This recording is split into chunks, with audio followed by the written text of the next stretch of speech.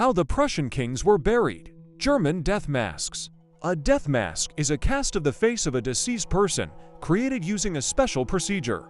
The idea of creating death masks originated in ancient times and was used by many cultures, including the ancient Egyptians and Romans. The history of the death mask will be incomplete if we do not tell about the use of posthumous mannequins and casts taken from the faces of the late kings in Prussia, which only in the 18th century joined a number of great European powers. Already at the end of the 17th century, at the court in Berlin, the royal funeral ceremony was worked out, the main features of which were borrowed from France. During the funeral of the great elector, Frederick William d. 1688, and then the first Prussian king Frederick I d. 1713, the embalmed bodies of monarchs in full dress were exhibited for a funeral farewell ceremony, following the example of the burial ritual of Louis XIV of France. King Frederick William I of Prussia, who went down in history as the Kaiser soldier, died in his Potsdam palace on May 31, 1740. Before his death, he wished the funeral to be as modest as possible, but this did not correspond to the ideas of the royal dignity of his heir Frederick II. Therefore, throughout the day on June 4th, the body of the deceased in full dress uniform from the Flight of the Order of the Black Eagle, in an oak coffin, was exhibited at the palace in Potsdam. At 10 p.m., the coffin was moved to the garrison church and buried there. Luther's death mass 3 weeks later, on June 22nd. A funeral ceremony for the deceased king was held in Potsdam. A wax figure of Frederick William I was made, which was placed in a closed ceremonial coffin and transferred to the marble hall of the Potsdam Palace, the walls of which were draped with black velvet. It is possible that the death mask of the deceased was used in its creation. The coffin was placed on a special platform under a canopy of gold brocade. The royal regalia, including the crown, scepter, orb, and sword, were laid out on special elevations to the left and right of him. A large ceremonial portrait of the deceased was placed above the coffin. Before entering the marble hall, visitors entered the funeral room, where another wax figure of the deceased king sat on a chair.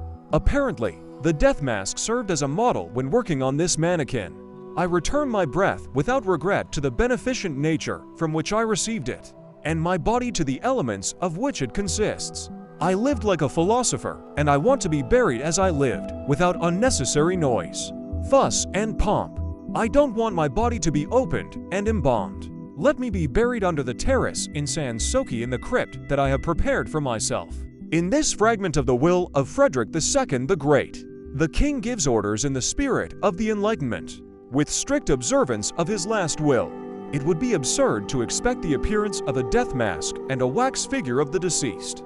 However, as Frederick himself did not comply with his father's dying orders, his heir Frederick William II also gave him a magnificent funeral. And the point here was not a lack, but rather an overabundance of reverence for the deceased. Wax bust of Frederick the Great the day of his death. Frederick the Great's body was displayed in full parade at the Potsdam Palace, and on August 19th it was placed in a coffin and buried in the crypt of the garrison church. The funeral ceremony of farewell to the king, which took place on September 9th, largely repeated the farewell of Frederick William I. The ceremonial coffin was also installed on a special platform. A portrait of Frederick II by Frank hung above the coffin.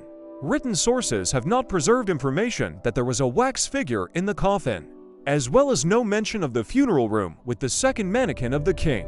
However, an indirect proof of this can be the existence of a posthumous cast from the head of Frederick the Great. This cast was made immediately after the death of the king by the sculptor Johann Eckstein and cannot be considered a death mask in its pure form, since it completely depicts the head of the deceased. At the Hohenzollern court in Berlin, there was a tradition, along with a wax cast from the head of the late king, to make another head from wax, which was painted, eyes and eyelashes were inserted. The model for such a second head was a death mask. Thus, 2 wax figures of Frederick II are known, whose faces were created by Eckstein, which indirectly indicates that a funeral room took place during the farewell ceremony. The death mask of Frederick the Great. History of the Prussian death mask as a means for making a wax figure of the late monarch can be considered as a kind of vestige. The centuries-old tradition of using masks as an improvised tool, which established realistic methods of fine art, lost its original meaning over time and acquired grotesque, caricatured forms. It has outlived itself and has come to its logical conclusion. In the light of these facts, the will of Frederick the Great is filled with a completely new meaning. Considering himself as the first servant of the state and putting responsibility at the forefront of his absolute power, the king undoubtedly switched to the position of pantheism, as clearly evidenced by his attitude towards death and burial. But ironically, it was the funeral ceremony of farewell to the philosopher from Sans Souci that turned into a celebration of an old tradition. Nevertheless, the will of Frederick the Great was of great importance. The coming twilight of the gods of the Enlightenment era was supposed to lead to the death of the old royal funeral ritual, thanks to which the death mask was reborn in a completely new quality. The impression of the deceased's face was no longer part of the ritual and a symbol of the deification of the bearers of supreme power. Now it was a sign of enlightened humanism and respect for an individual human personality. This attitude towards the death mask, which was established at the end of the 18th century, meant fundamental changes in the consciousness of Europeans. The peoples have shaken off the feeling of inferiority imposed by the era of absolutism and class privileges. The world of high feelings became the main component of the soul of the people, the respect of which could be achieved by people who were great not by origin, but by their merits to the fatherland. Lessing's death mask, a striking example of this, was the funeral of Gothold Ephraim Lessing, who died in 1781 during the lifetime of Frederick the Great. Karl Wilhelm Ferdinand, Duke of Brunswick-Wolfenbüttel, ordered the burial of the great poet at public expense. The Duke himself determined the place of Lessing's burial, which was an exceptional case at that time, ordered the body to be placed in an expensive ceremonial coffin, and a hearse was allocated, followed by the chamberlain and courtiers in solemn silence, within the framework of a small German principality. This ceremony was equivalent to the magnificent funeral of Isaac Newton, which the British government had arranged half a century earlier. Lessing's death mask was made by his friends, who wanted to preserve the features of the deceased for themselves and descendants. This cast has become a symbol of the fact that death, separating from loved ones, destroys only the physical shell and is unable to break the spiritual connection between the living and the dead. The death mask, freed from superstitions, rituals, and magic, showed the features of the deceased to the world, affirming the eternal law of birth and death of all living things.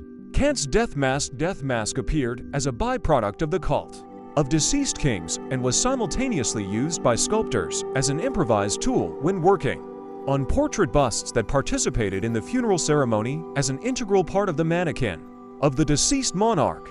But at the end of the 18th century, she completely freed herself from these qualities and gained a new independent meaning. The change in attitude towards the death mask is directly related to the change in the perception of death itself. The skepticism of the Enlightenment era destroyed the ancient magical attitude towards death and destroyed the medieval rituals associated with it, which successfully survived the Renaissance and the Baroque age, replacing it with a romantic aura around dead heroes and a civic duty that commanded them to pay honors worthy of their services to society. A death mask is a cast of the face of a deceased person created using a special procedure. The idea of creating death masks originated in ancient times and was used by many cultures, including the ancient Egyptians and Romans. Initially, death masks were created to preserve the portrait of the deceased and were used for religious and ritual purposes. They were made of a variety of materials, including clay, wax, and metal.